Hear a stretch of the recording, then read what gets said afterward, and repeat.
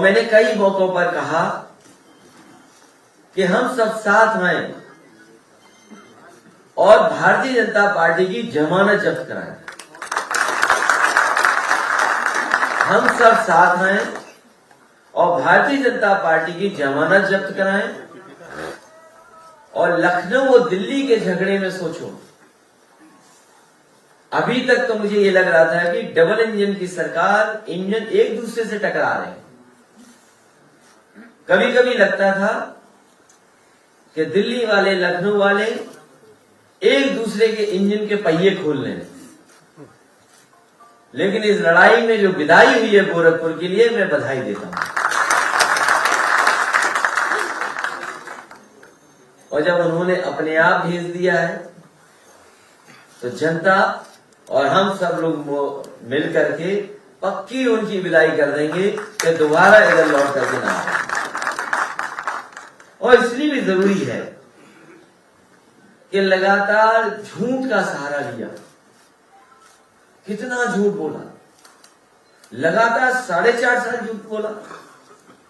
और negative politics, विभाजन की पॉलिटिक्स, नफरत की पॉलिटिक्स, आपस में लड़ाने की पॉलिटिक्स, लोगों को अलग करने की पॉलिटिक्स, तोड़ने की पॉलिटिक्स, ये राजनीति अगर किसी ने की है तो भारतीय जनता पार्टी ने की है।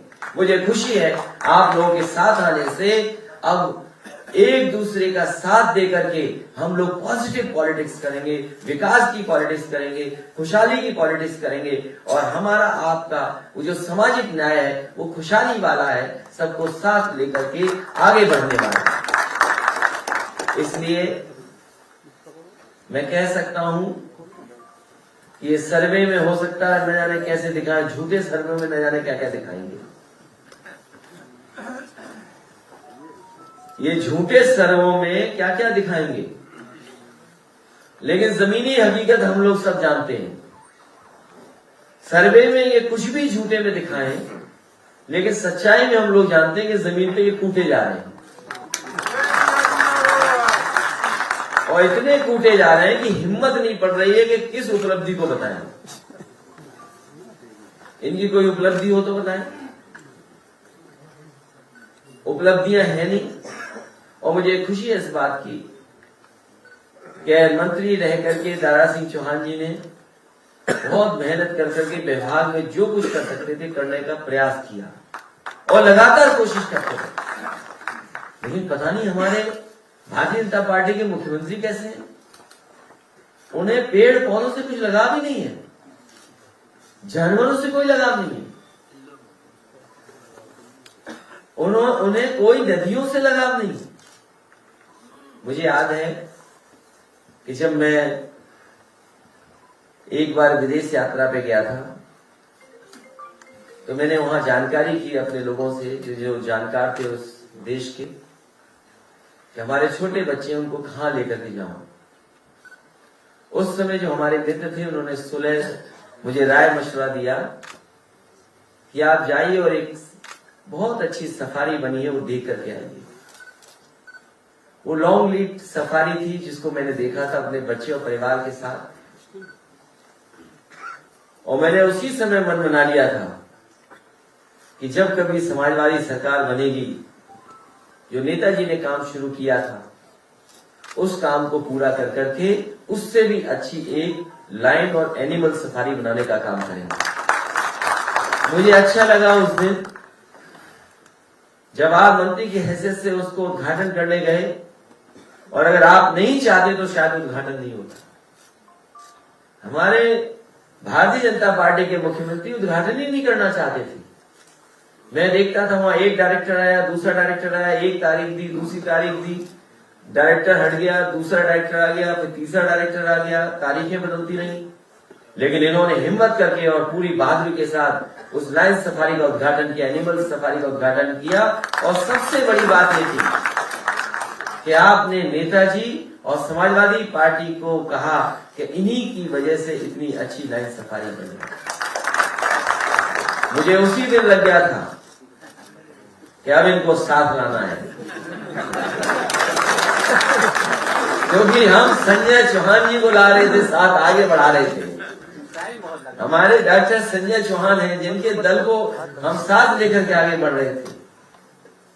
लेकिन जिस दिन मैंने इटावा का वो भाषण सुना, इसमें कोई कुछ कहता रहे, ये भारतीय जनता पार्टी वाले अंग्रेजी की कहावत ही नहीं जानते। कहावत जानते भी होंगे तो डिप्रेशन में चले गए, डैमेज कंट्रोल में चले गए, तो समझ में नहीं आ रहा होगा। एक अंग्रेजी में कहावत है, strike the iron when it is hot. तो हमने तभी इनको लिया अपने साथ जब हमें लाना था।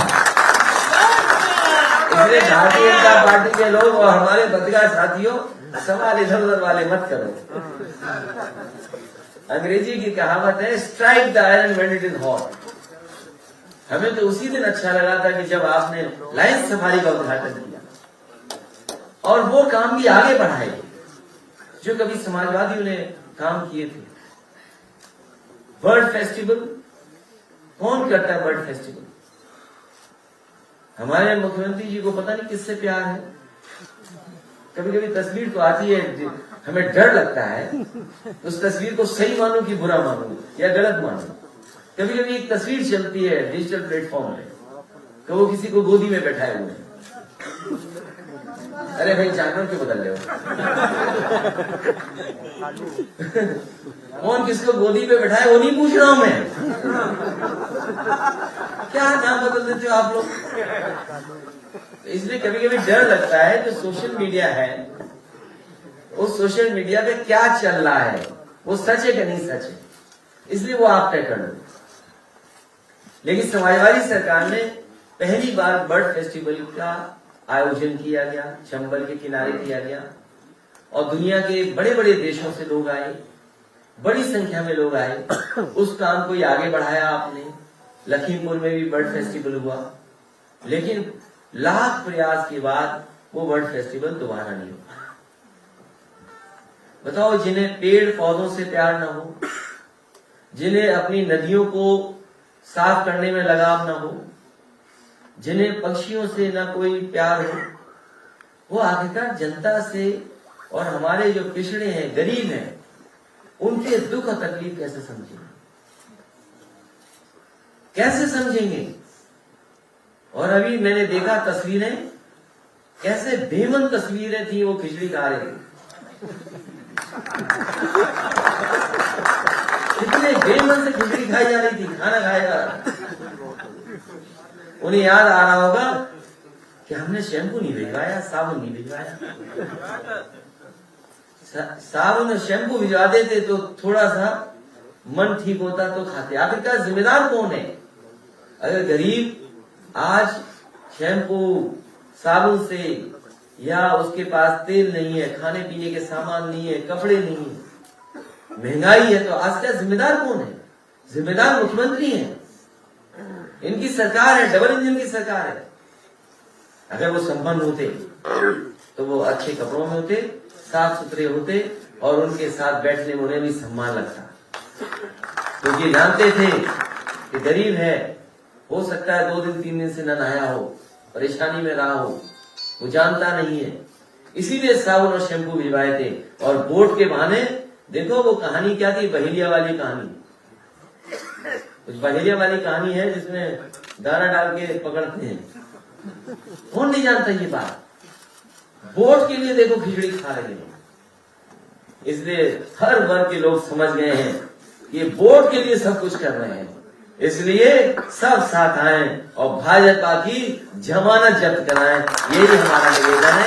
एक बार फिर मैं आपका स्वागत करता हूं और आपको भरोसा दिलाता हूं, जो हमारे मुद्दे रहे हैं कि जाति जनगणना होगी, 3 महीने के अंदर जाति जनगणना करने का काम करेंगे और उत्तर प्रदेश की जो लाभकारी योजनाएं होंगी, जो लाभकारी योजनाएं हैं, जिसमें पहले भी करने का प्रयास किया था, हाई कोर्ट और सुप्रीम कोर्ट तक लोग पहुंच गए थे पीआईएल कर करके, लेकिन समाजवादी सरकार बनेगी तो अपने पिछड़ों को, दलितों को अगर आबादी के हिसाब से भी उनको लाभकारी योजनाओं से जोड़ना पड़ा तो समाजवादी पार्टी आगे आकर के उनको आबादी के हिसाब से हक और सम्मान देने का काम करेंगे। और जो समाजवादी सरकार में जो काम करके दिखाए हैं उसकी आप कल्पना नहीं कर सकते। और मैं आपसे कहूंगा, क्योंकि हालांकि एक शब्द बड़ा बदनाम हो गया, ईमानदार शब्द। अगर आप बहुत निष्पक्ष और ईमानदार पत्रकार हैं तो एनसीआरबी का आंकड़ा निकालिए और अगली बार वो बोले तो उनके मुंह पे चिपका देना। और दूसरे एक और का एक अधिकारी, तो सोचो वर्दी में कैसे कैसे लोग छिपे हुए थे। वर्दी में यही बात तो मैं कहता हूं पहले दिन से। क्या पंचायत का चुनाव आप भूल गए? पंचायत का चुनाव जब हुआ था उत्तर प्रदेश में, मैंने कहा था कि भारतीय जनता पार्टी के लिए जिलाधिकारी और पुलिस कप्तान मिलकर के चुनाव लड़ रहे हैं। और उसको आपने देखा कि उत्तर प्रदेश की बहनों के साथ, उन माताओं के साथ क्या घटना घटी। कोई कल्पना कर सकता है आज के समय पर एक बहन के कपड़े फाड़ दिए जाए, एक बहन की साड़ी छीन ली जाए, और आज के समय पर वो भूले लखीमपुर में भारतीय जनता पार्टी के गृह राज्य मंत्री के बेटे ने किसानों को कुचल दिया। ये कहां हुआ ऐसा? और गोरखपुर कैसे भूल जाओगे आप, जहां पर एक व्यापारी को पुलिस ने मार मार के मार दिया।